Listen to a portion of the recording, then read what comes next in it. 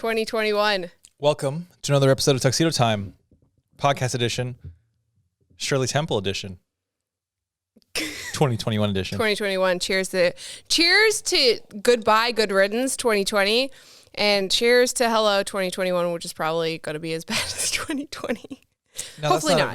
That's a very pessimistic way to look at things. What did I tell you this morning? You're pessimistic Peckham. Yep.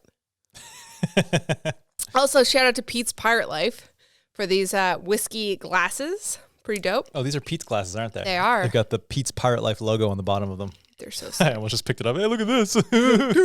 Did we do the intro? Welcome to another edition of Tuxedo Time, where we wear tuxedos and it is time. Podcast edition. Today we're talking about... I already did it. The new year. I did it already. I did a second take, just in case. Were you here? No. Earth to Peckham. Earth to pessimistic Peckham. So 2021, when people listen to this, it will now be 2021. Yeah, 2021. Welcome to the new year, motherfuckers. Somebody's complaining on the podcast, like, do you have to swear? And I feel like this podcast, like, it's rated explicit on Apple Podcasts because I swear so much. But also, can I just have one outlet where I can say fuck and not censor it? You can do whatever you want. That's right. It's your life. 2021, no rules. But for me, I am a good boy. I don't swear. That's the funniest shit I ever heard. 2021, man. So like last year was a bit of a shit show. We both made it out. Okay. So funny story though. I could die on my 36th birthday. Can we stop? I don't want to talk about death. Somebody was like, it wouldn't be a podcast episode if Chris and drive Becki to the brink of insanity. Every single episode. It's true. Yeah. I mean, I'm turning 36 tomorrow. Yeah. Tomorrow. Well, see, you're listening to this in the future. Yeah. So the future is if I survive into the new year, I will be 36. Crazy. A funny story is that I convinced myself that I had lost a year. You were convinced you were going to be 37. Yeah. Convinced. To the point where I convinced you that you're a year older. I was like, dude, I'm 33. You're like, no, you're 34. You're 34. I was like, dude, what the fuck? I was like, I'm pretty sure I know how old I am. I'm 33. And then you're like, definitely not. Definitely not. I'm 37. You're 34. And then I started panicking. I was like, oh my God, do I have 1 year to like do all the things I want to do before I have to have children, before my ovaries dry up and fall out of my vagina? Because 35 is like, just because I told you one day that 35 was considered advanced maternal age, you're now like, oh, 35 is my deadline for kids. Yeah, I'm like, we're nervous. There's no magic number. It's just like what you always say. It's not like 3 is a magic number. Yeah, it's not like you leave the milk in the fridge up to the expiration date and all the little bacteria are on the side like, all right, boys, jump in. Water's fine. That's honestly what I thought happened, like to milk, eggs. Like when the expiration date hit, it was done. Like they jumped in. And my dad said that one year. He was like, they don't just jump in. But I feel like 2020, I really pushed the envelope of expiration dates. Oh, you totally did. Totally. Yeah. Like stuff that I would normally just be like, nope, throw it out. I'd be like, well, this says sell by this date. You used to throw stuff away before the expiration date. You're like, oh, this has got only a few days till the expiration date. I better throw it out. That's not true. It's 100% I throw it true. out on the expiration date. No. You went premature on the expiration dates before. Maybe like by a day. But I forgot, I didn't get to tell them about my... Oh, I'm sorry. I got really distracted. Yeah. No, so I was... Because patients will ask me oftentimes, how old are you? Yeah. And... I always put them on the spot and make them guess, right? And make them awkward. Just because if they're going to ask an awkward question, I might as well make them feel awkward about it. Yeah, so like you would. Then they start flushing. You put them on the spot, and then they're like looking at your. Then as when they're like flubbing back and forth, like and I'm like, see, now you're going through your head doing mental math. You're thinking, okay, well, he's at least done 4 years of undergrad. He's at least done a 4-year medical degree. Oh, he did a 5-year residency. Oh, so you torture your patients as well. Correct. Yeah. And even, no, only if they ask me awkward questions like that. Okay. So if they're gonna say, you look 12 and how old are you? You old enough to be a doctor? Are you doing my surgery? Does your mother know you're here? Got that one a few times. Anyway, yeah. So it's just a bit of fun, and they laugh about it. But yeah, so I was this last month, basically since November. Yeah. A month before my birthday, I was always telling patients that I was 35. 30s. Okay. Because I am 35. Right. Okay. But then I started saying, oh, I'm 36 because it's like my birthday was within a month. Right. December 27th. So I added that month. That I forgot that I added that year, and then I just started identifying as 36. And then you panicked. And then I realized, then I thought on my birthday, I was going to be 37. Yeah. And then I started like, oh my God, wait a second, I'm old. But it never dawned on me that I added a whole year. I just lost track. Well, you started panicking too because you were like, "Oh my God!" And then you said the other day, you were like, "I'm 33," and I'm wait a second. No, we ping between 2 and 3 years apart number wise because you're 2.5 years younger than me. Right. So when I said I was like, wait, no, I'm 37. The youngest you can be is 34. I was just like, "Oh my God, what the fuck?" Anyway, so that's. Well, see, you really shacked me up because when you turned 30, you had a really tough time with 30. And when you turn 30, every birthday I said, oh, what are you, 32, 33? You'd be like, I'm 30 every year. No, I said 29. 29, that's 29 what it was, 29. So you had a hard time with 30. So at 33, 32, 34, like I never knew what age you were because you kept saying you're 29. And I'm not good at math. So like I'm trying to count and I'm like, shit, is he 35 or is he 36? True. Anyway, it's all about how old you feel, right? I feel 27. Your dad says doesn't feel any different than when he was in his 20s. No. I feel like inside I'm stuck at 27 because I feel like 27 was an age where I was like, oh, I feel like I'm kind of who I am now and I'm kind of a grown up and an adult and I'm experiencing living away from home and like having a house and all these things. And so I felt like that was kind of like the brink of boop. Well, I wasn't living away. We were living in our house, not living in Vancouver. I think I was 30 when we moved away. Wait, how old am I? What's math? Time dilation. I have no idea. But we wanted to talk about. Oh my God, I would so go on a rocket ship, approach the speed of light, and come back, and you'd be an old woman. You'd be so cute. You'd be so cute too. With like, if you were old and I went in and approached the speed of light, and your butt would be super cute and saggy, and your cheeks, but you'd be still really skinny. You wouldn't do that. You'd be afraid to go to space. Yeah, fuck going to space. I would jump at the chance to go to space. I would go to space right now. Someone's like, Chris, I got a ticket to the rocket ship to space. Let's do it. I'd be like, 100%. I don't know you, but I will go. Oh my God. Please don't. Brink of insanity. Oh, I would love to go to Mars, actually. Ew. No. Elon Musk, I don't agree with a lot of the shit that you say on the internet. I think you're the epitome of Dunning-Kruger. Jesus. But wow, what a burn, bye. If you're looking for an interventional radiologist to go to Mars, I will temporarily set aside my differences in opinion that you have. Jesus, bye. What a burn. Jesus. All right. Well, anyway. Put a link to the show notes what Dunning-Kruger looks like, the graph. Okay. Every time we talk about show notes, if you guys are new to the podcast, just started listening or just started tuning in on YouTube, we post everything we talk about, like photos, links, videos, like past episodes of the vlog. Like if we talk about it in the podcast, it's probably going to be linked in the show notes, which is on our website. And our website is beckyandchris.com. The podcast is just /podcast. And then you can just find the episode number. So that's everything. Really creative for somebody who considers himself creative. Well, what is it supposed to be? Like, I'm just kidding. I'm just like trying to Becki drive and you to Chris's break insanity. Vocal show. Vocal show. 2020. Oh my God, that should have been the name of the podcast. Vocal show. We had a little jingle. Welcome to the vocal show. And you'd sing it just like that. Exactly. But I auto-tune it. So it'd be like, oh, God Lord. So 2021, we're going into the new year and it's interesting. I feel like this time of the year, usually like, you know, around Christmas, after Christmas, I find myself like, I don't know if it's like the forced break or if it's like the brink of a new year, but I always find myself like feeling inspired. And part of me thinks it might be like the step away from social media and just like watching different types of content, movies and stuff. But then also this has been happening to me since I was a kid. But yeah, it's like I get all of these ideas and I want to start all these projects like around this time of the year. I keep hitting my mic, sorry. And yeah, it's just really weird. And it happens every year. It's happened again despite the shit show that was 2020 and the weird Christmas that was this Christmas, not being home, not being able to see anybody. But I'm still getting like that, riding that weird motivation wave in this like between. Oh, that'll be over by the first week of 2021. Yeah, I'm sure it will. But you know, and this is the time of year I start thinking about like what I want out of the following year. And this year is like really different because, you know, as we seen last year, everything was super like bad. And I am struggling because I'm a person who likes to goal set and plan my year a little bit. And how do you plan for a year with no plan? Like, we're going into this new year and it's like the virus is still a thing, and yeah, the vaccine is here, but now there's a mutation, and like people are saying, you know, spring is when everyone's going to be vaccinated, but then more likely it's going to be February. Are people saying that? I think people are saying like spring, summer is when people are going to be vaccinated, but like I don't think anything is going to be near close to normal until like late fall, like in terms of travel and stuff.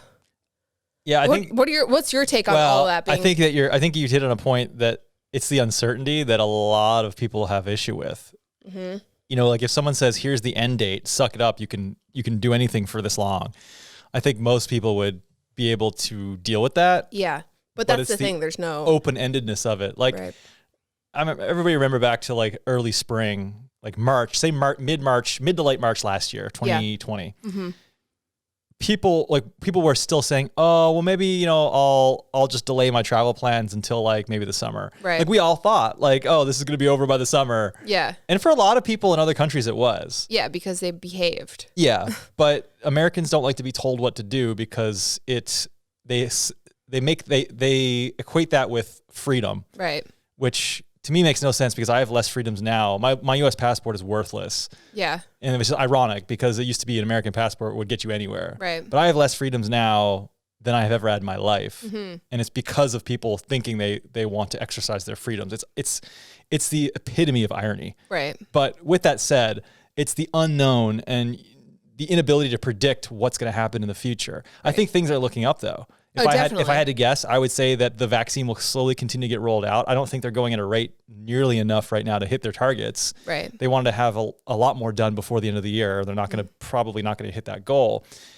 And there's a lot of logistics involved that's very complex, you know, like how to store the vaccine, how to efficiently distribute it to the masses. I heard Dippin' Dots is going to come through for the vaccine. I didn't read the article, but I saw the headline and I thought that was amazing. Yeah, like, Dippin' Dots are wicked. I think it was the tweet along with it was, I always knew, the Dippin' Dots would be the savior of the world. I never lost faith.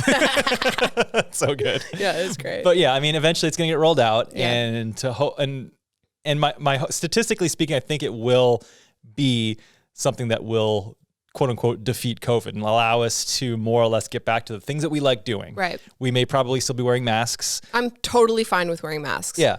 And I actually love it. We may still try to like kind of just like, I may be less inclined to shake hands with people. Or hug people. Yeah. It's like, I'm okay with those things. Yeah. Because honestly, I mean, I just didn't like shaking hands anyway to begin with. Yeah, it's kind of gross. Kind of. As a germaphobe, it's like, we were talking about this earlier. It's like, we were talking about how like if you get a cold, you're probably not protecting yourself well enough for COVID. Right. But the greatest thing is like when I get colds, I get so sick. Like I am bedridden for like a common cold, and Chris won't even get it. He might get a sniffle. I'm done for in the bed for like 3 days. Can't breathe. Everything is just like stuffed and pains. And so this year I'm like, wow, like I'm wearing my mask. I have hand sanitizer in my car, in my pocket, everywhere. Wash my hands as soon as I come in. The 2 happy birthdays, everything gets wiped down. And knock on wood, I haven't gotten a cold all year. Yeah. And you usually would have been, both of us would have been sick at least once or twice already. Yeah. And even like my fear of like the stomach flu as well. Like I know of people who will be like, oh, like my kids all have the stomach flu, so I'm just coming out shopping because I need to get out of the house. And I'm like, you realize you're carrying the virus and spreading it to everybody. Well, that was your view before the pandemic. It was. Yeah, it was. Because you were like, are you an idiot? Why are you here? Go the fuck home. Yeah. I never understood why people who had kids at home with the stomach flu would go outside to like to just go shopping and touch everything. Yeah, it's inconsiderate. It's inconsiderate. Yeah. It's like tomorrow you're going to be vomiting and shitting yourself. And now you've put everybody at risk, and now we're all going to be vomiting and shitting ourselves. But then to also like to publicly express that as if there's not a problem with it. Yeah. It's like, I understand that you're like, it sucks to be home and you're dealing with sickness and you want to get out, but like go sit on your patio. But that's coming from a person who has emetophobia, like literally you have a phobia of vomiting. Right. So for you, that's like a nightmare. Mm-hmm. And for somebody that doesn't realize that, they might not think it's a big deal. Yeah. But people getting sick sucks. Yeah.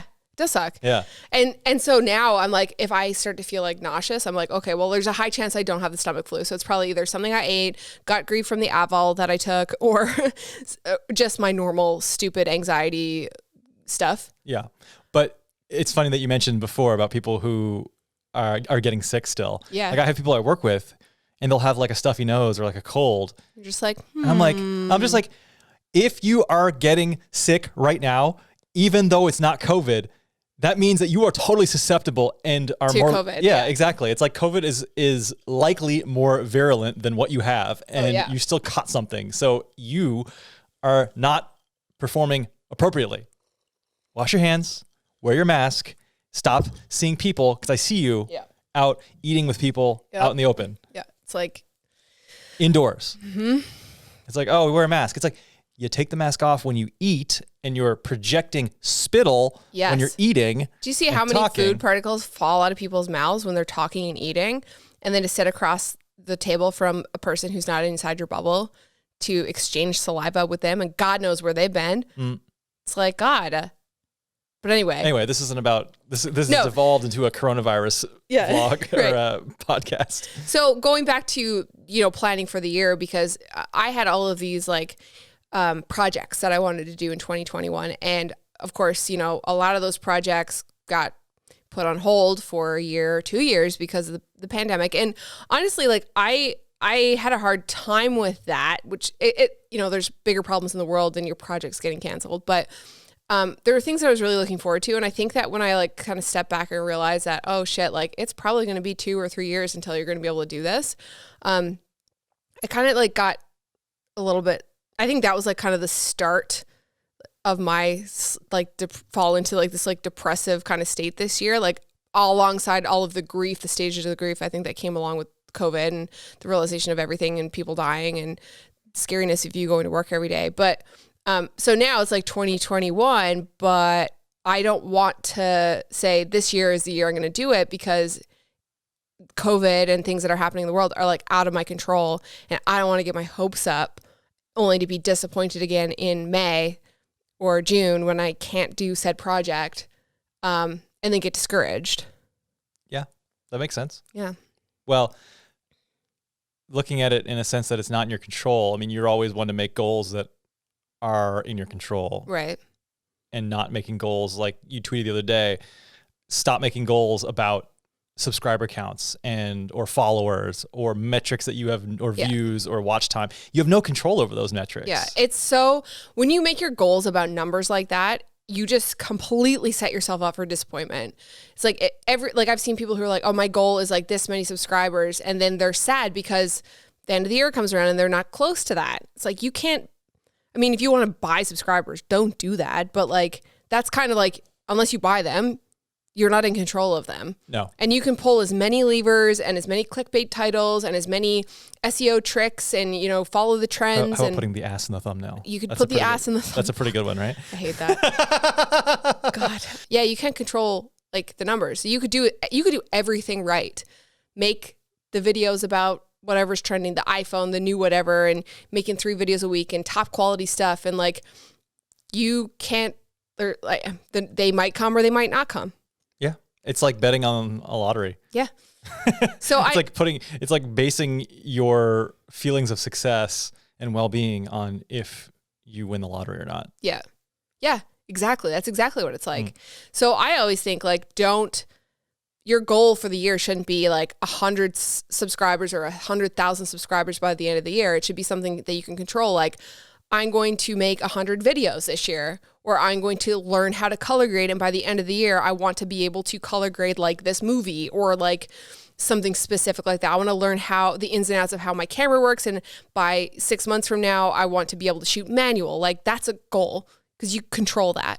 Right. But saying like, I want to hit 1,000 subscribers on YouTube, like you can't control it. I want to get 100 views or I want to get like 1 million views on this video. Like, it's impossible to be able to predict or control that. Yeah. But the funny thing is that if you make more of those realistic attainable goals, like I want to make 100 videos by the end of the year, that's like 2 videos a week basically. Right. Then there's a higher chance that you'll hit that. You'll hit some random metric goal just because you've put the work in. Exactly. 100%. And then you're like, that's just a bonus. You've hit your goal and you've like learned something along the way. And you're probably mentally a lot better off Yes. Because you're not constantly disappointing yourself, becoming a slave to the algorithm. Right. Well, you and I kind of we have like different ways of setting ourselves up for like a new year or whatever. Like we don't set resolutions. I think resolutions are stupid. My goals, they don't give gifts. They don't make New Year's resolutions. I never like bah humbug. Yeah, no, we are. But going back to like resolutions and goals, like we don't set New Year's resolutions. We set goals, but we have kind of like different philosophies on goal setting even. And like for me, goal setting is like super important. But why don't you talk about like how you work? Yeah, I mean, I set goals probably only on the large scale. Yeah. Like I want to, like when I was a kid, it was like, I want to go to medical school. That was my goal, you know, or like during residency, I want to fly helicopters. I just decided that's what I want to do. That became a goal of mine. Right. And that wasn't something that you could just do over like the next couple of days and have it done. It's not like, oh, I'm going to clean my room. Right. You know, that was something that took a little bit more planning, which funny enough, I got in the mail the other day, my box from Robinson Helicopters. Yeah. How crazy is that? Yeah. So I pulled, for people who didn't see my Instagram story, they sent me a couple calendars for 2021, and in it was they featured one of Becky's photos, and it was shot in Harpoon Island on our Cold Island trip in Newfoundland. And it was me walking up the helipad, holding my camera, walking towards our helicopter.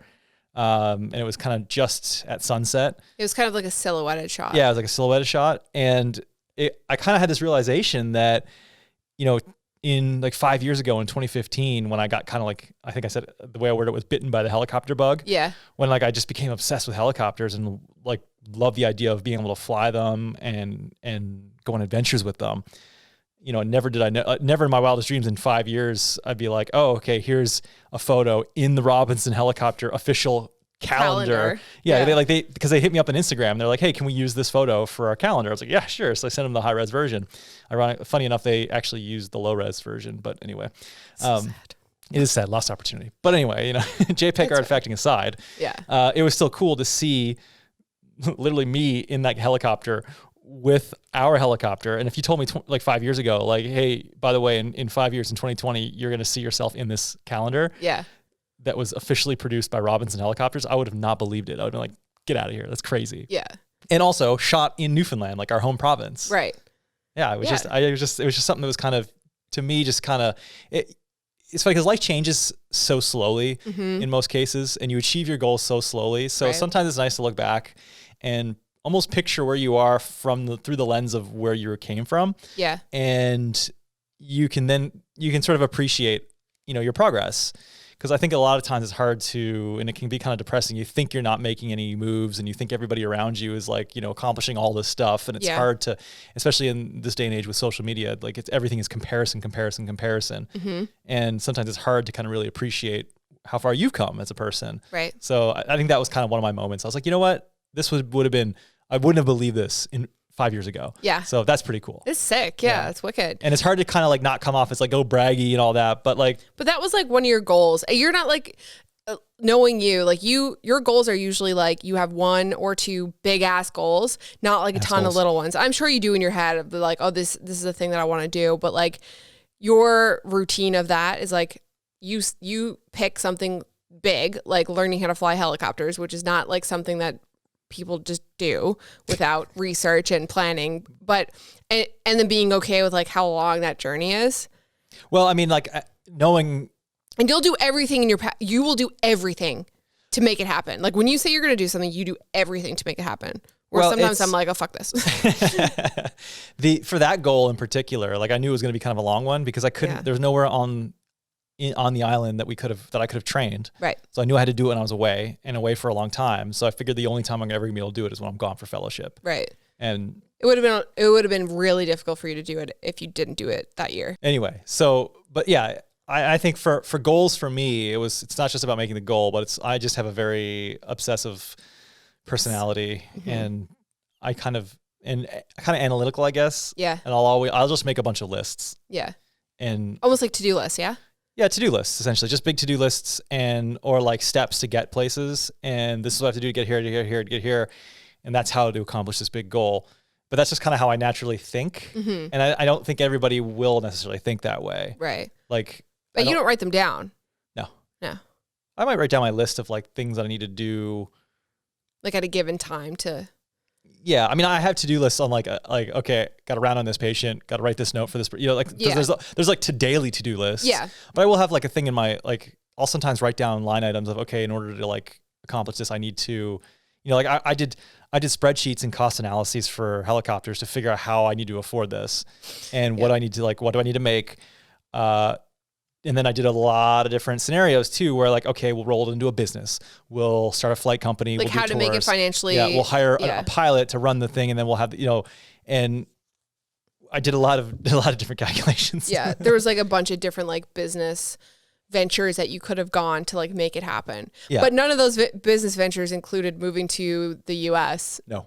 Which is funny. And none of them included starting a YouTube channel like we did. Yeah. So it didn't really pan out the way I thought it was going to. But you went through the motions and planned, and you basically set yourself up to start the steps. Like you knew, like if I'm going to go deep into this, like I can make my money back by doing either this, or this. Yeah, but it gives you an understanding of not just the costs associated and how the industry kind of runs, but it gives you a deep understanding of how all that culture works. Yeah, and it's going to be something you're immersed in. So you kind of need to know it inside out anyway. Right. So it's kind of like what we were saying before about like, don't just set the goal for 100,000 subs, set the goal for, I want to make a video and set a goal of you actually doing the work. Yeah. And you'll eventually get there. Right. Just because you've done the work. Right. Yeah. But sure. I think you kind of set goals a little bit differently. You've always been somebody who actually writes their goals down. I have to. Yeah. I feel like I have too many penguins on the iceberg in my head. And if I don't write it down, I won't remember or forget, but I also find one of those penguins got to jump off if you put another one on there. Exactly. But I also find that like when my head gets foggy, like looking at the goals I wrote down when my head was clear, like helps clear the path to like what I need to do. Right. You have a reference. Right. So, growing up, my mom forced me to do a bunch of like leadership camps over the summer, which sucked for an introvert, but I did them. And because I did all of this stuff, like when I was in college, this is like kind of a sidebar, but I'll get around to the point in a minute. But when I was in college, I competed in Skills Canada, which is like a trades and technologies competition. I competed in graphic design. And because I think I was involved with all these things, like growing up over the summer, like doing these leadership camps and, lifeguarding and working my way up through that, I kind of got a little bit bent with skills and, was training and I wanted to win and ended up competing like at a national level twice. And I did bronze and silver one year. So Skills Canada is a trades competition for anybody who doesn't know. It's basically trades and technologies. Yeah. So there's like a competition in graphic design. There's welding, car painting, aero. And they have high school level and then they have post-secondary level. Yeah. And so I competed in the college level in graphic design. So and then they have a regional, like a provincial, state, basically the equivalent of what would be a state level competition. Yeah. And then a national competition. Right. So I won both years in St. John's in Newfoundland, the provincial competition. And then I ended up going away for both of the national competitions, taking bronze the first year and silver the second year. But after that, I was done. I couldn't compete anymore because I wasn't in college anymore. But and you know what's funny though? What? As an aside, before we knew each other, I competed in the TV video production Skills Canada competition for high school. That's so funny. And won provincially and then competed nationally and got bronze nationally. Yeah. Isn't that funny? That's so funny. Before we knew each other, I'd already competed in skills. Well, and one of my friends, one of my closest friends actually from college that I met was also competing in skills that year on the college level.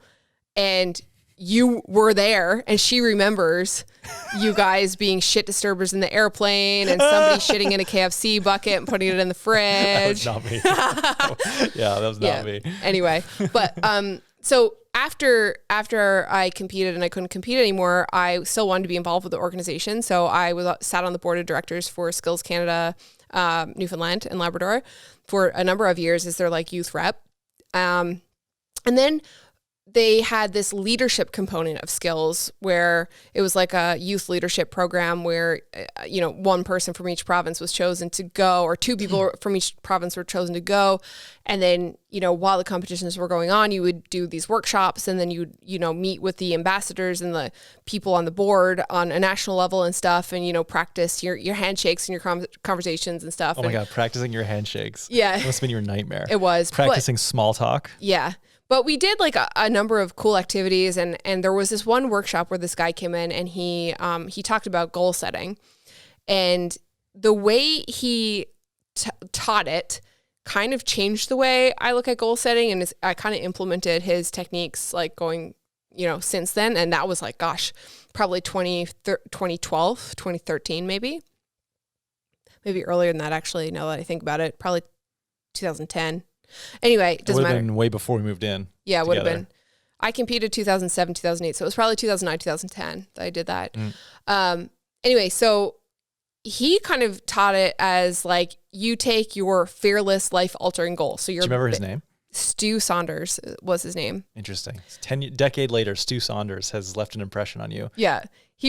I think he runs like a leadership camp, like a big camp, like somewhere in Ontario. So anyway, he kind of taught it as like, you have your big fearless life altering goal, which is like your 5-year big ass goal. Right? Ass goal. And I think sometimes like when you think about goal setting, you're like, I want to do this big thing, and you think you have to do it within that year. And that's when you kind of set yourself up for failure, because you're like, I need to do it this year, and this is my big idea. So he taught it as like, yeah, you have your fearless life altering goal as your 5-year goal. So say, for example, let's say, because I'm a person who needs examples to relate it to my life. So say if your big fearless life altering goal was to make a documentary. So that was your 5-year goal. And you were a person who was just starting off in video. Maybe you knew a little bit, but you wanted to start a YouTube channel, but you weren't quite there, but you knew you wanted to make this doc. So your 5-year goal, big goal, would be to make a documentary. And then from the point now to the 5 years, you kind of like work yourself backwards. So your 3-year goal might be to make a bunch of short films on YouTube. And then your 2-year goal might be to put a weekly vlog up about your life every single week. And then, your 1-year goal might be like to work making a video a week into your life. Maybe your 6-month goal is to learn how your camera works in and out and become an expert in that. And maybe your 3-month goal was like actually sitting down and starting filming yourself in front of the camera, and your 1-month goal was like making a plan and what that would look like. And so you take your life altering goal and you work backwards to the point where right now where you're starting, you kind of have action items. So your first year of goals, if you're 1 month, 6 month, 1 month, 3 month, 6 month goals, they're kind of these little goals, these little action items that kind of set you up for this big goal 5 years down the line. Because what I always found like was overwhelming was like, I'd have an idea, say like, I want to start a business. And then it's like, I have to start it right now. When you think about starting a business, there's so much like, do you need capital? Do you need gear? Do you need an audience? Do you need a brand? Do you need like, what are you going to do? Do you have the skills to do it? And then it becomes overwhelming. It's very daunting. It's daunting because this goal of starting a business stuck in a 1-year timeline doesn't work. It needs to be stuck into a 3 or a 5 year timeline. Especially if you have skills that you have yet to develop. Exactly. That are required to be successful in said business. Definitely. And there's always skills that people don't have, whether they know they need them or not. Correct. And yeah, having that all added up and not having any, it's like having a goal with no ladder to get there, with no way to get there. Exactly. And for a lot of, I guess, and I think I'm lucky enough to just to kind of, I kind of automatically will break things down into how do I get there and do that work back schedule kind of thing. Yep. But I never really called it mini goals. I just considered it in my head part of the big goal. Yeah. It's kind of like a to-do list to get to the big goal. Yeah. It's like, I have to do these things in order to get to this goal. Yeah. That's just what has to happen. Where I look at it as like mini attainable goals to reach that big goal. Because I find that if I say like, okay, my goal for the next 3 months is to do this task, and it's an easy-ish task to accomplish. It's not like too overwhelming. And to be able to say, okay, I did this and scratch it off, it keeps your motivation up to continue on to the next one. It makes you feel really good. Few things in life more satisfying than ticking off a box on the to-do list. The best. Yes, it's so good. How many people out there have added stuff to the to-do list that they've already done just so they can tick it off? Let us know in the comments of the YouTube video. Yeah. So anyway, so that's kind of like, ever since learning that, that's kind of how I work my goals. And some years it's as intense as that, the 5 years, especially when we started YouTube. I had the list done. I had so many notebooks just filled with like things I'm good at, things I'm bad at, things I want to do, things I'm interested in, my 5-year goal, my 3-year goal, my 2-year goal, my 1 year, and then like 3 months, 6 months, what, like broken it down evenly. And I'm sure like, and it's okay for your goals to change too. Like you could get to your 6-month goal and realize, oh wait, there's this other thing that I like a bit better that kind of tweaks that 5-year goal. And you can go and rewrite your goals to like match your destination kind of thing. Like you don't have to go through, and if your trajectory changes for whatever reason, you don't have to like, just because you wrote these other goals down and you're not really interested, like, and you found a new pathway, doesn't mean you have to. Yeah, that's another mental health trap. Yes. I feel like there's mental health traps. It's like there are, setting goals that are based on non-tangible things like subscriber counts. That's a mental health trap. Setting goals and thinking that they are inflexible and that you have to keep working towards the big life-altering goal despite you not maybe realizing you don't even like it. Yep. That's another mental health trap because and that's like my parents told me like when I was when I first started university, and they were like, Chris, you know, you don't have to go to medical school because you said you wanted to be a doctor when you were 8 years old. Like that's not something you have to do. Mm-hmm. You've been doing a lot of BMX videos and a lot of, you know, making a lot of films. And, you know, if you want to go into film, it's something that you're obviously passionate about. And, you know, if you want to do that, that's a career opportunity that you can do. Right. That's really great that your parents were so supportive and like open to that type of career option for you as like a person who wanted to go to med school with the brains that you have. As somebody with a Chinese mother, she was very outside the normal mold of, you know, you have to be lawyer, doctor, engineer kind of thing. And your mom has always been super supportive of me doing whatever I want to do. Yeah. Like in the creative world. Well, she always told me one time that she says, Chris, you can be successful in whatever you want to do. She says, there will be people in any field that are good and the cream will always rise to the top. So as long as you're working hard towards something and you're giving it your all, then you're going to be fine. Yeah. And ooh, I love that. Yeah. So some things are, and I kind of extrapolate this part, some things are more, a higher percentage of people will be successful. And I mean, how to define the term successful is very nebulous too. Like, and a lot of people will use money as a surrogate for success, which is a very flawed way of thinking as well.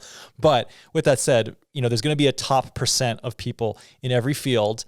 And if you're good at something, you know, naturally, plus you put the work in, there's a high chance you can get there. Right. Not to say you're guaranteed to get there because there's always an element of luck involved. But with that said, you know, she said, you don't have to do medicine if you don't want to. You can do film if you want to do that, whatever you want to do. And I kind of, I was very immature at that time in my life. That was the time when I was doing intense sleepovers with my buddies and we were, we learned how to, I love how you're like, you're trying to find a way to say this in a polite way. You suck air into your asshole and then fart. We learned how to aspirate air into our rectal cavities and then expel it in a flatulent manner. And we were doing it for hours on end. It was the professional way to put it. And so I was talking to Beats. So Beats, my buddy, one of my best buddies from childhood, called me actually last night. Christmas Eve. Christmas Eve. And said, and we were catching up, and I reminded him of that 10 sleepover and how funny it was.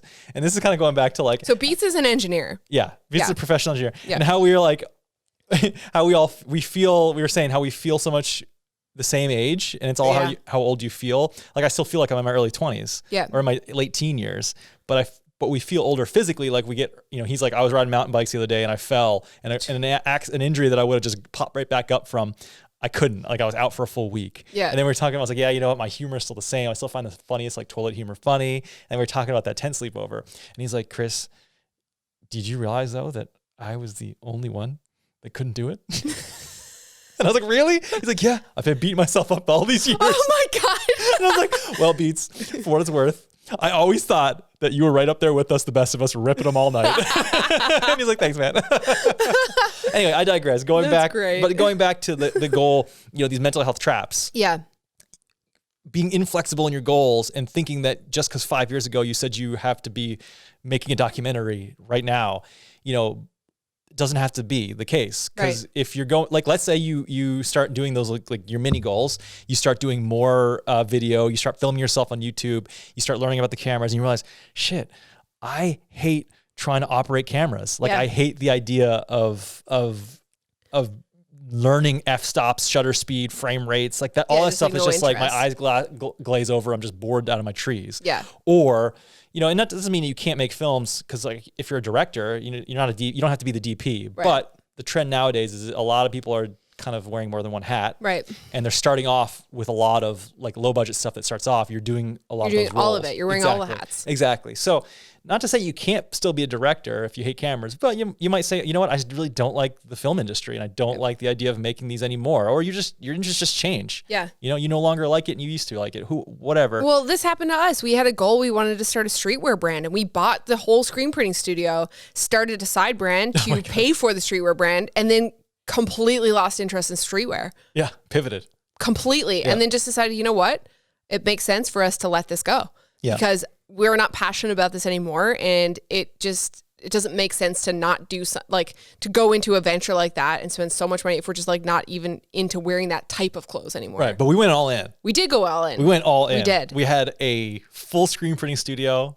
Actually, full circle. Me and my best buddy Beats, one of my best buddies. Yes, shout out to Beats for always being there to help us with anything that was a pain in the ass. He flew to Hillsville, Virginia with me from St. John's, Newfoundland. We got one-way tickets to Hillsville, Virginia, rented a U-Haul, drove to this guy Joe's house. If you want to hear the full story, it's in episode 1 of this podcast. Is it episode 1 of this podcast? It's either episode 1 or episode 2. I think you'll find it. I'll leave it in the show notes. BeckyandChris.com/podcast episode 19. I think this one is. We drove the U-Haul with the screen printing studio equipment all in the back. Yeah.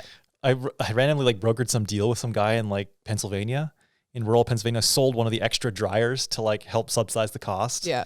And then got stuck in customs for 8 hours. It was crazy with a broken wrist because we made it a BMX road trip. Yeah, obviously. Anyway, kind of a nuts thing, but we poured our heart and soul into that. We did. And we wanted to make it work, and we just never eventually. Yeah, like you said, we started screen printing for other people, as well as started doing T-shirts for our marketing agency. Yeah. Bold. Yeah. Bold Creative.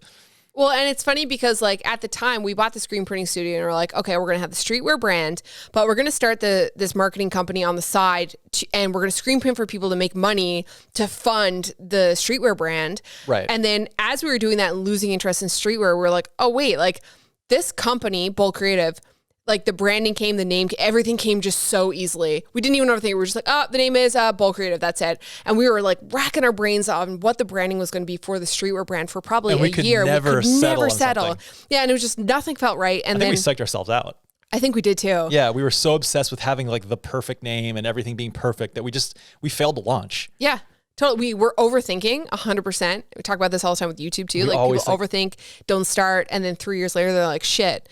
Whereas if you just started, you would have been in existence, but now you've lost that time. Right. Yeah. And then you lose motivation and steam on it, you kind of take the wind out of your sails with it. Right. Yep. So Bold, I think we should do a full podcast on Bold because we're at 47 minutes now and we still have some stuff to talk about for 2021. But with Bold, the branding came so easily, and then we were like, wait, this makes more sense to screen print for people, do photography and video and design for people, and just have clients. And that and after a while, we realized we didn't like screen printing and ended up letting the studio go. Well, it was too labor intensive. It was too labor intensive, and you were working. I didn't really like screen printing, and so we let that go. But Bold turned into a 10-year business for us. Right. Right. And laid the foundation for all the skills you use on a daily basis now. Yes, 100%. And while making YouTube videos is so different than anything I did for 10 years with a business, we still made commercial videos during that time. We did a lot of design work, a lot of packaging, a lot of billboard design, you did all that. A lot of interior photography. So these are all things that now are showing up on our YouTube channel. So it's not wasted time, but it's funny, just we our goal was the streetwear company, and then we realized we didn't want to do that anymore, and so we pivoted, and I'm glad we did. Yeah, but I remember feeling like I was selling myself out for the longest while, thinking, oh my God, I said I was going to do this, and when I didn't know you felt like that. Well, it's when I say I'm going to do something, I'm going to do. I need to do. There was that element of that, for sure. Same with the shoe company. Oh my God, yeah. So funny enough, Cold Island was actually supposed to be a shoe company, and we were men's dress shoes. Men's dress shoes. We had custom men's dress shoes. we even went to Spain to the factory Yep. to pick out the fabrics, the materials, meet the people who were making the shoes. Yep. Handmade Spanish leather shoes. And we spent, and Cold Island was one that came pretty quickly. Like the name came around quickly and the branding came together quickly, and we had the look and we knew what we had the wanted. feeling and the essence. Yeah, we knew. And like I said, yeah, we went to the factory, we had the designs done. And then this was right before we moved to Vancouver. And we were like, you know what? I don't think it makes sense to do this right now. Right. We should wait till we come back from Vancouver because we're going to be living in 370 square feet. I was going to fellowship. You were going to fellowship. I had way too much on my plate. I couldn't do due diligence to it. Yeah. And then like that year in Vancouver, again, our interest shifted. Yeah. And we just completely lost interest in the shoe company. You lost interest in menswear as well because you were really into that for a long while. And yeah, and we were just like, you know what? All I wear are t-shirts and tuxedos. Yeah. And by tuxedos, I mean comfy clothes. This is my Star Wars. Your Star Wars jammies. Star Wars matching jammies. Thank you for buying these for me. You're welcome. And I think with that, I was almost a little bit relieved that we let the shoe company go because I was super pumped on it and I was excited. But then also like there was something about it that was just like making me a bit uncomfortable, which sometimes can be a really great feeling when you're going into something. But also I was terrified starting a shoe company in St. John's, Newfoundland of like $200 or $300 or $400 Spanish leather. That company never would have. I don't think it would have worked. No, we had too many barriers. Yeah, there were too many barriers for sure. But and so we ditched that company, but we shelved the name Cold Island and the brand and the feel. Now, Cold Island, 4 or 5 years, whatever later, turned out to be our 5-part helicopter series. Yeah, I think, and now looking back on it, it fits that travel series way better than it fit a shoe company. 100%. Yeah. We took the name and actually the font and stuff, but we left behind the navy and the gold for more of a gray look, dusty look. Yeah, but I think the overall theme from that and takeaway was it's okay to pivot your goals and abandon goals. Yes, if it's not working out or if you don't like them or if it's just not feeling like a good fit or if something comes along that you prefer. Correct. That's also can be difficult for people too who start things and then abandon them. Yeah. And ultimately feel like they're just kind of spinning their wheels. Yes. And not really accomplishing anything because they're just changing their goals. And I think the question in those situations needs to be, are you doing that because you genuinely don't enjoy whatever the activity is, or you don't enjoy that idea of completing that goal? Or is it because you failed to make a plan and it's too daunting and you haven't gotten anywhere because you haven't broken it up into those smaller digestible chunks? Right. It becomes overwhelming. Right. Yeah. Yeah, I mean, it's tough to say, and that's like only something like only the question that somebody can answer themselves if they evaluate things. So the takeaway from this is there's many reasons why one is a failure. Yes, including us. It's okay, including to be us. Yeah, totally. But you know what? Like we tried on all fronts, and we tried with the streetwear company. It didn't work, but our marketing company kind of took off, and it never was really successful. But it was enough that I could pay the bills and pay for our equipment and build a foundation that ultimately could have been a really successful marketing company had I continued with it if I wanted to. But that was never the goal for me to do that. Yeah. And then, then came the shoe company. And I think that's why we kept trying with stuff. Right. Because I didn't want to run a marketing company. It just happened and it felt normal. Yeah. But rarely will a pivot to something else make your complete journey a waste. Correct. Very often, and every time for our instances, the skills we developed in the interim and the things that we learned were directly applicable or transferable skills to whatever the new goal is. Definitely. Yeah, 100%. I mean, like if you look at all of those ventures, it's like, okay, we picked up screen printing for the streetwear thing. We didn't want to do that, but we went through the motions of starting a company, getting a studio space for the first time, building out a screen printing studio. And then we tried to figure out how we could make some of our money back. And we decided we didn't like it. We sold it. And then even with the marketing company, like all of the clients that I have for 10 years, like I shot a lot of different stuff and designed a lot of different stuff. And here we are a number of years later designing our own products. Like as a graphic designer, like you know how to design things, but like rarely do you get to design a full line of products for a client. And I did get to do that one time. And I think my experiences being able to brand something and design something from scratch all around, like signage, packaging, door hangers and tags and logo and t-shirts and like everything for a client is like directly transferable to like everything we're doing now. Well, I mean, I think you were lucky enough to have that background. I think most people in YouTube, they get into YouTube and then they realize they need to create a brand. Right. And it's very foreign to them. Yeah. Versus you, the idea was we create a brand first. Right. And then you launch it kind of thing. But but that's all I knew when we started YouTube. Like again, like after Cold Island, the original Cold Island Shoe Company was a bit of a failure, and we moved to Vancouver, and then we started this YouTube channel with no intentions of ever making this a full-time job. It was just to document our life and have a timeline of our adventures. And the plan was to go back to Newfoundland and continue. Like my sister was, kind of working with some of my clients, and I was going to come back and continue with the freelance stuff. And then, things just happened to be like, oh, well, maybe this could be a thing.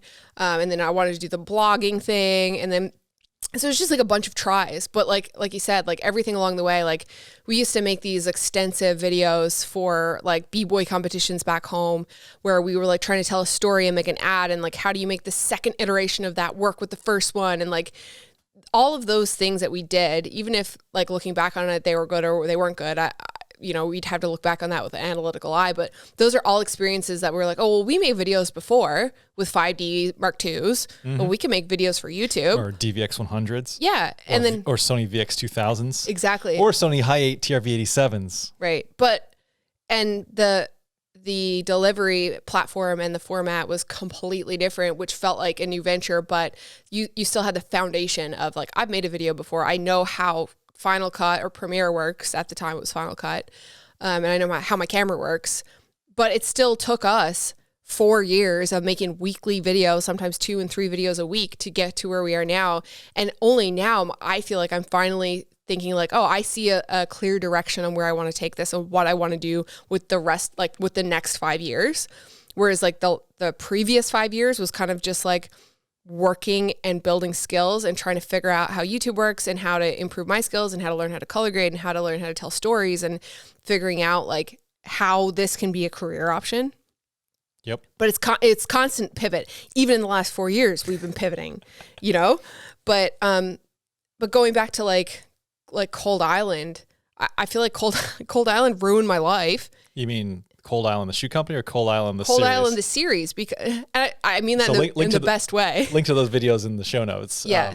Cold Island's, when we refer to Cold Island, the series, it's a 6-part sort of travel documentary series that we released on YouTube. Yeah. That documented us flying a helicopter from Buffalo, New York to St. John's, Newfoundland. Right. And the trials and tribulations that ensued. It was the first time. So when I say it ruined my life, I don't mean that in a negative way.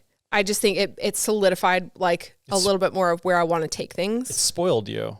It spoiled me because like I always wanted to make a travel series, right? I talked about that before. And then we made this series where we tried really hard. Like we worked so hard on that series. We planned the trip for like a year or more. And we did a lot of planning, a lot of research, and then like the editing and everything, like filming everything, editing everything, branding everything. Like it was a lot of effort. And now all I want to do is do more projects like that, like more longer format, polished stuff, because I was so content with putting up a vlog every week for 3 years. And then we made Cold Island, and I was just like, wait, I want to do more like that. More polished content. More polished content with like, it was so fun to like brand an entire a piece of content like that, like a bigger project. Yeah. And then like designing all of like the Instagram stories and the trailers and the graphics and the teasers. And like, it was just like a full package deal. And it was so much fun. And now you're a true graphic design nerd. I know, but now I'm like not content with just making vlogs. Mm-hmm. And I think going back to like 2020 and why I was so disappointed is because I had this, like we had this other project that we wanted to work on that was not a series, but more of like a documentary type film. Excuse me.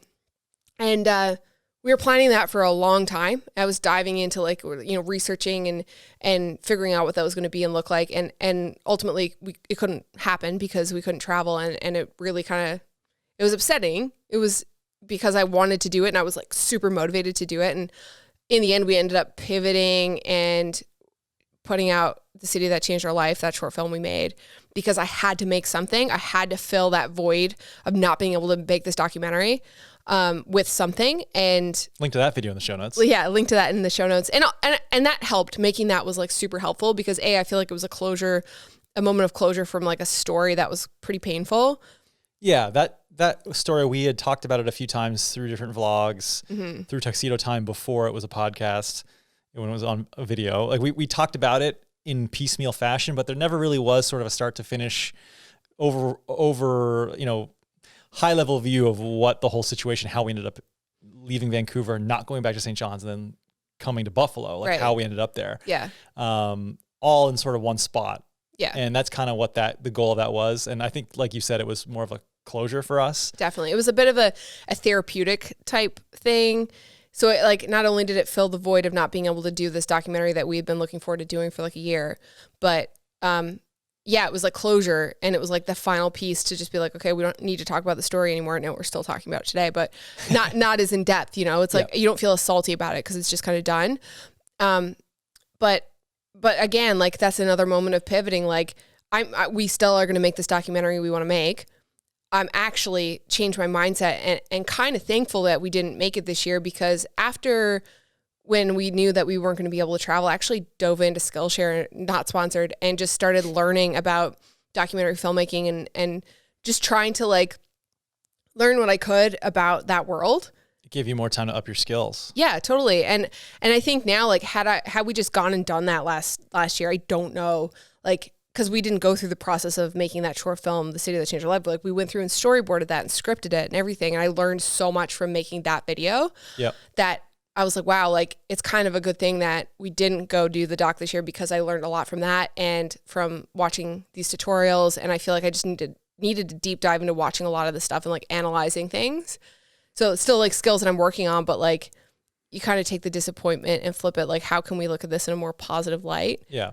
Well, I think too, another takeaway is that as an outsider looking in, not me, but as somebody who's watching this, who is only familiar with the content that we've put up on our channel, I hope they find it refreshing to hear that we've had pivot after pivot after pivot. Yeah. Because I know a lot of times when I look at other creators and other channels, in my head, when you're watching their polished content that's just up there to consume, it looks like they have everything so figured out. Yeah. And it's true. Like, oh, they know exactly where they want to be, and they're there, you know, or they're doing exactly but you have no idea the pivots that they went through too. Oh, so true. And yeah. I think it's normal. It's part of the process. And especially given the last year. Yeah. Everybody had to pivot in some way, shape, or form. And unfortunately, some people, lost loved ones. Yeah. There's been so much death and despair around really this. Sad. They've lost jobs. They're, so in the grand scheme of things, we're very lucky where we are. Definitely. And to, almost to say that, we were sad over because we didn't get to film a documentary. It's like our lifestyles have changed. We talked about it earlier today. You were saying how,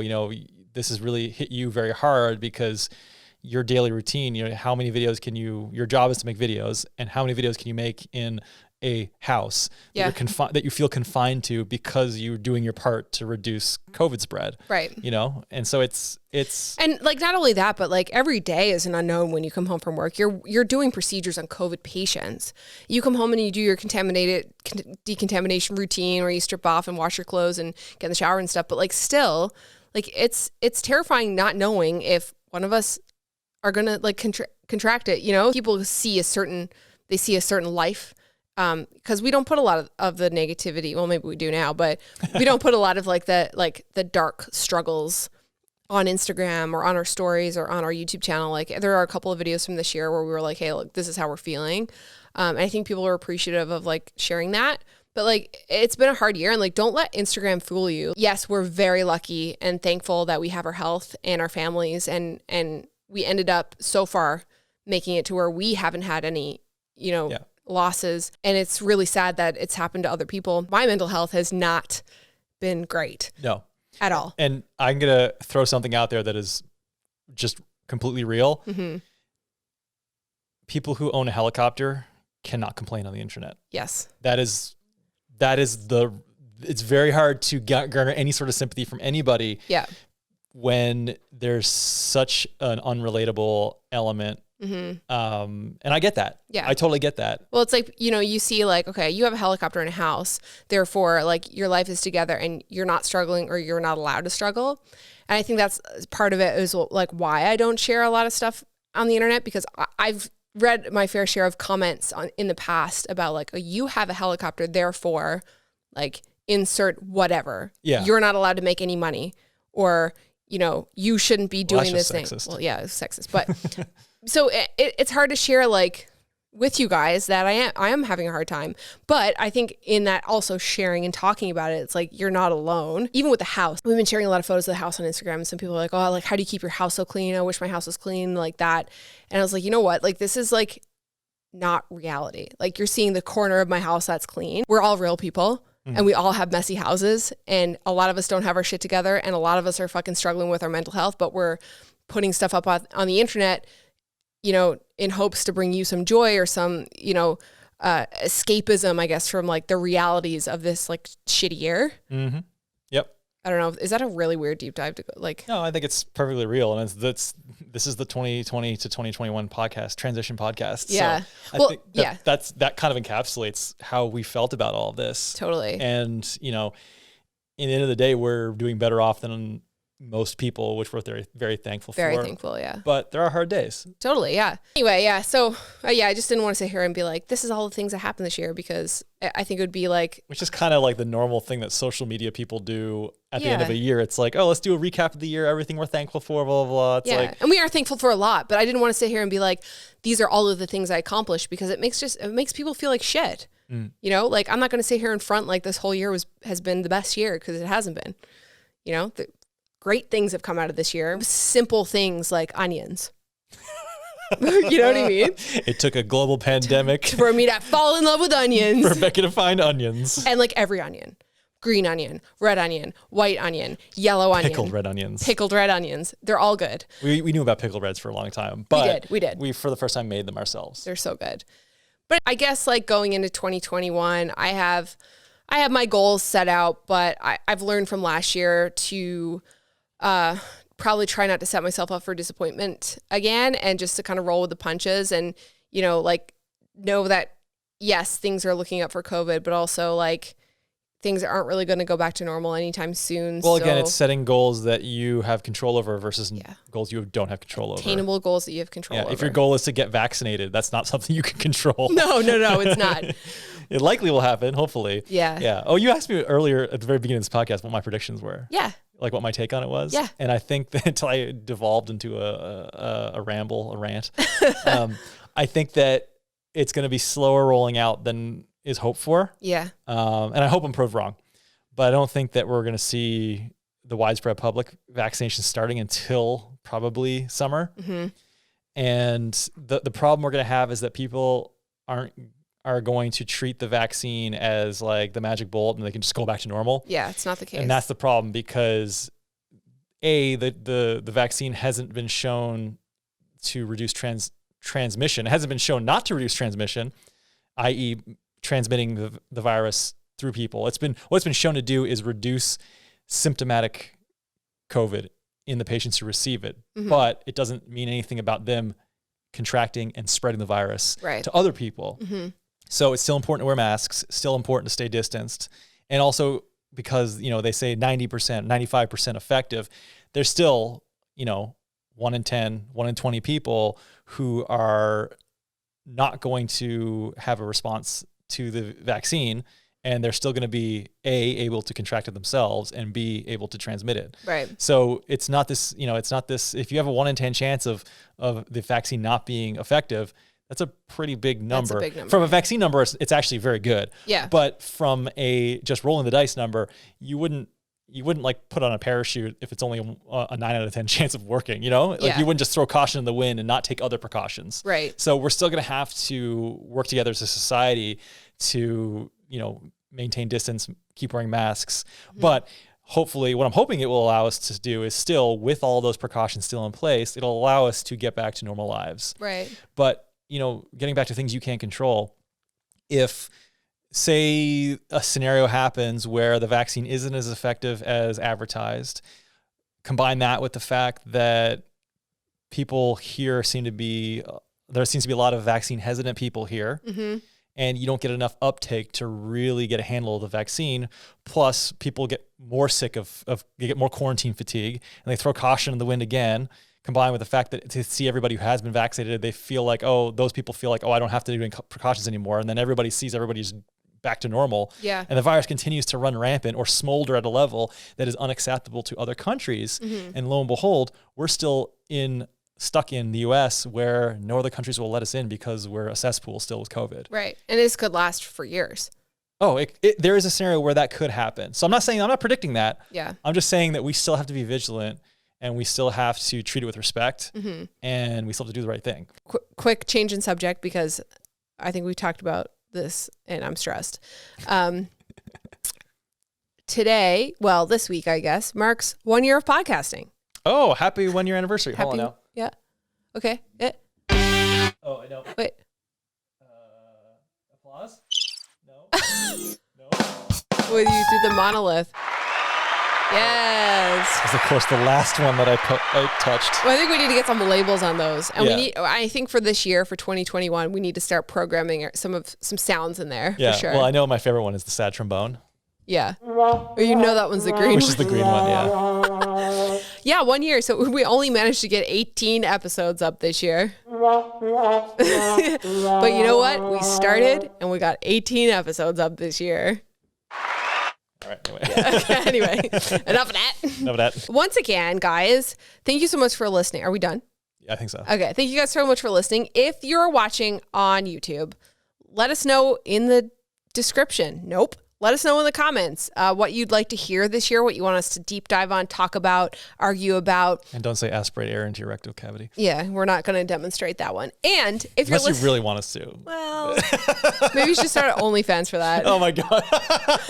If you're Hit us up on Patreon for the behind the scenes content of Chris close-up of aspirating Chris's air. butthole. If you're listening on Apple Podcasts, rate, review, and subscribe. 5 stars only, please. But also, it does help our podcast get recommended to other people. So if you leave us a little rating ditty, and keep in mind this is rated explicit, so don't base your review on the swearing because you are warned. True. Thank you so much for sticking around with us throughout this entire shitty year. Fingers crossed that 2021 is a little bit better, and we just have a camera that died. So cool. We're gonna end it. There you go. All right. Bye-bye. Happy New Year.